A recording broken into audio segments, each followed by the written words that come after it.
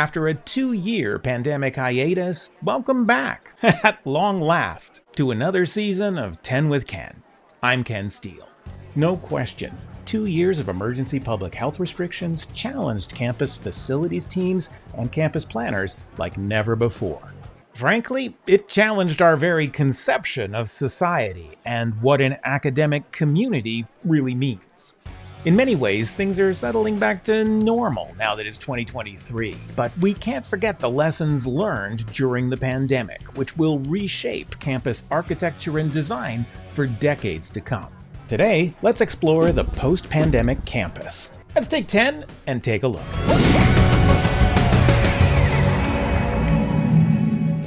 I think it's fair to say that we've had a pretty fluid time of it. The last 3 years, the turbulence has been felt in our guts as wave after wave of pandemic keeps changing the reality under our feet, and those waves are not done yet. We can expect more.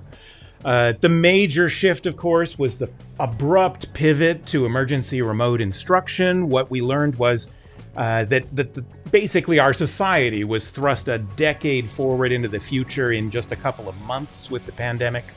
McKinsey tracks this in terms of e-commerce adoption, where the curve that had been going on since 2000 suddenly skyrocketed. I think the same is true for higher education adoption of various technologies. We got pushed into the future, ready or not, and we learned that our society, our technologies, our internet bandwidth, nothing was actually ready. I like the way that Centennial College grapples with this sudden new reality in this video that I want to share with you now. Well, I bet you didn't think school was going to be like this, did you? Don't worry, you're not alone. We're all learning new ways of working, parenting, eating, shopping. Athletes are learning new ways to train. Musicians are learning new ways to play. Nurses are learning new ways to heal. Restaurants are learning new ways to serve. Even teachers like me are learning new ways to teach. Every single one of us is learning new ways of living and being and doing. You are. Yeah, you are. Sure, it's a challenge, but it's also an opportunity. Class is in session. Don't be late. Sit in the front row. Show up ready to learn, eager to learn, yearning to learn something new. Because the difference between simply being in this moment and thriving in this moment is what we learn from this moment. No, this won't be on the test. This is the test. I've watched that 100 times. I feel goosebumps when I watch that one. It's a really nicely done spot. It captures, I think, the feeling we all had. We've been talking for a decade about the future of higher education classrooms where we can move beyond walls and mobile devices allow us to interact in all kinds of informal spaces. The pandemic suddenly pushed us literally without walls. Institutions like Redeemer University College in Hamilton built a rock amphitheater outdoors on campus to allow open air classes to occur in a way that satisfied public health requirements. It has been a very strange time. A lot of the lessons we've learned are ones we're going to need to retain because unfortunately the experts like Anthony Fauci are telling us that the pandemic era has only begun. COVID-19 is the first of many waves of global pandemics that we can expect because of climate change, habitat destruction, zoonotic transmission of viruses to humans, global mobility, climate refugees. We're going to see viruses stirring up the pot around the planet, and we can expect a whole lot more fun to come.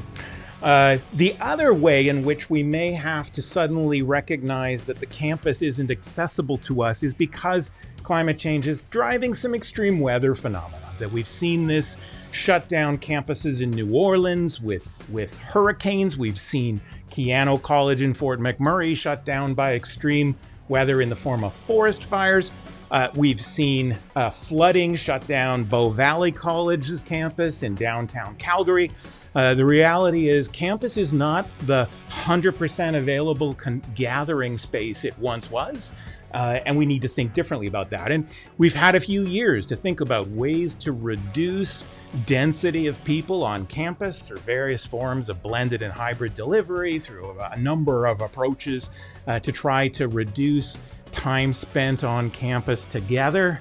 But I think we're increasingly aware that what we actually need to do is pay attention to the quality of that time we spend together as well.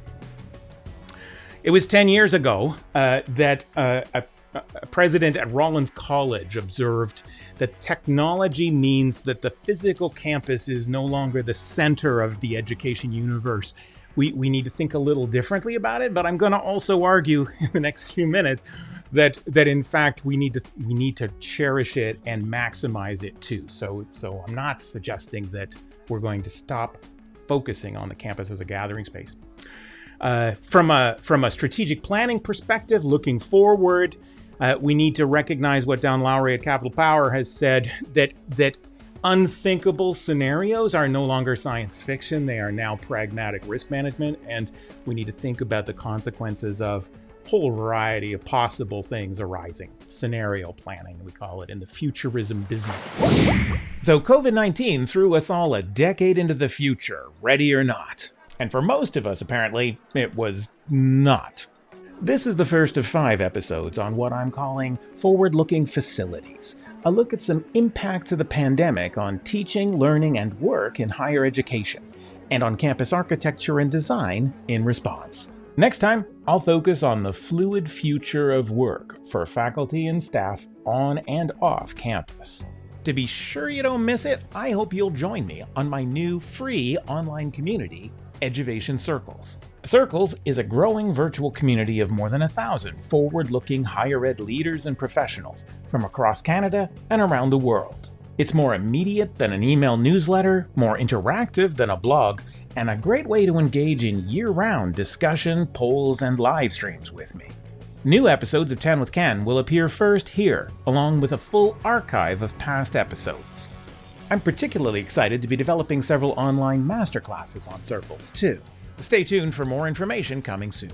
But if you're not quite ready for the future of online engagement, sure, you can just subscribe to 10 with Ken on any of a dozen platforms, including YouTube, iTunes, SoundCloud, Stitcher, or even subscribe to my weekly email newsletter at 10withken.com. Thanks again for watching, and for your patience over my pandemic hiatus.